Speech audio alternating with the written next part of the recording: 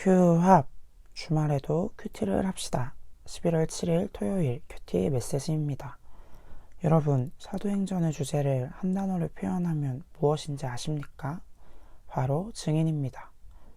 오늘 말씀에선 예수님을 증거하는 두 사람의 증인을 찾아볼 수 있습니다. 바로 베드로와 요한입니다. 어제 본문에서 베드로와 요한은 성전의 미문 앞에서 구걸하던 사람을 마주합니다. 그 사람은 선천적으로 다리가 불편해 단 한 번도 자신의 다리로 서거나 걷거나 뛰지 못한 사람이었습니다. 다리를 사용할 수 없으니 구걸을 위해 성전 문으로 나오는 건 역시 스스로의 힘으로 불가능했습니다.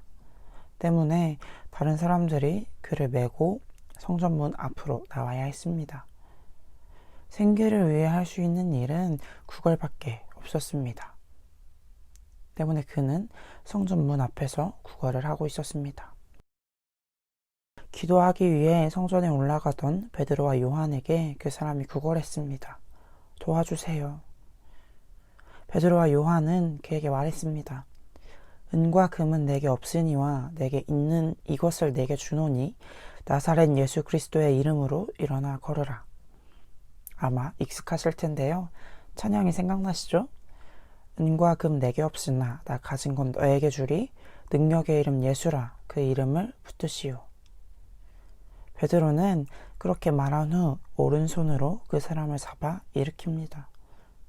그 순간 태어나고 단 한 번도 서보지 못했던 이가 서서 걷고 뛰며 성전으로 들어갑니다.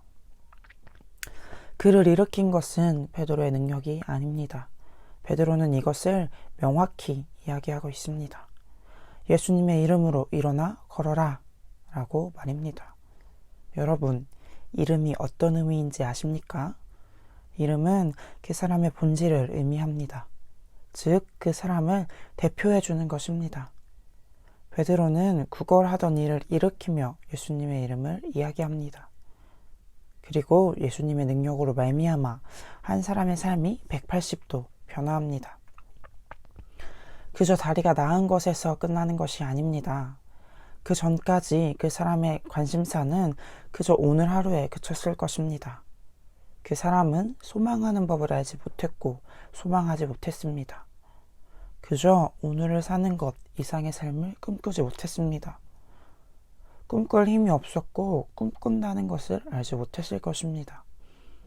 그러나 이 경험을 통해 그는 소망할 수 있게 되었고 오늘 하루를 넘어 내일을, 일주일을, 한 달을, 그리고 영원을 꿈꿀 수 있게 되었습니다. 그는 걷기도 하고 뛰기도 하면서 하나님을 찬송했습니다. 그리고 그 한 사람의 변화는 더 많은 사람의 변화에 초석이 되었습니다. 오늘 베드로는 치유된 한 사람을 보고 몰려든 사람에게 예수님에 대해 증거하고 있습니다.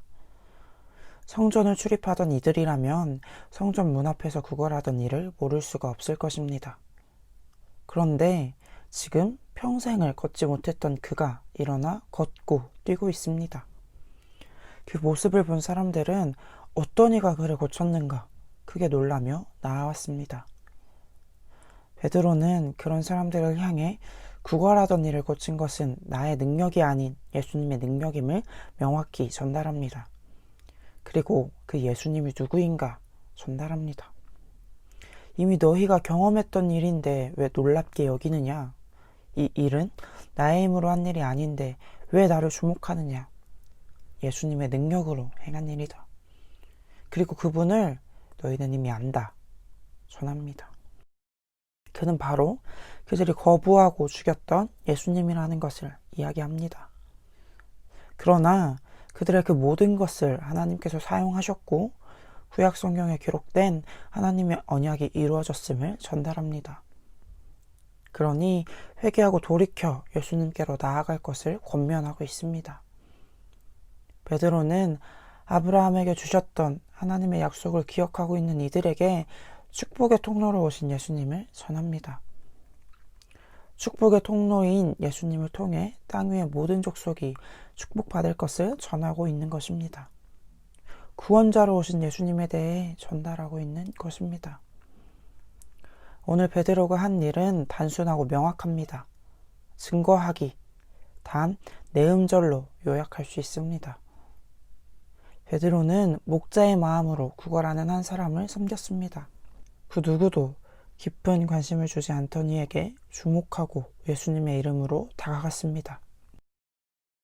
내게 있는 가장 귀한 것을 너에게 준다. 예수 그리스도, 그 이름을 의지해라. 베드로가 전한 말에 담겨있는 의미일 것입니다.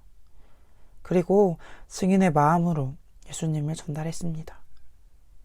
베드로의 말을 듣고 치유된 자는 하나님을 찬송했고 많은 사람들이 몰려들었습니다. 이때 역시 그는 자신을 드러내기보다 예수님을 드러냈고 전했습니다. 증인으로 어떻게 살아야 하는지, 본인이 전할 것은 무엇인지 명확하게 깨닫고 있었던 것입니다. 증인의 사전적 정의는 어떤 사실을 증명하는 사람입니다. 여러분은 삶으로 그리고 말로 예수님을 전하고 증명하는 삶을 살아가고 계십니까? 증인의 삶을 살아가시기 바랍니다. 증인이란 그저 말로만 예수님을 전하는 것이 아닙니다. 오늘 본문에서 베드로가 많은 사람들에게 말씀을 전할 수 있었던 이유는 그 누구도 깊게 관심을 가지지 않던 구걸하던 이에게 사랑으로 다가가 자신이 가진 가장 귀한 것을 나누고자 했기 때문입니다. 사랑하기 위해 힘쓰는 오늘을 살아가시기 바랍니다. 그리고 사랑하기에 가장 귀한 것을 나누는 오늘을 살아가시기 바랍니다. 오늘도 증인으로 살아가는 이면 되길 소망합니다.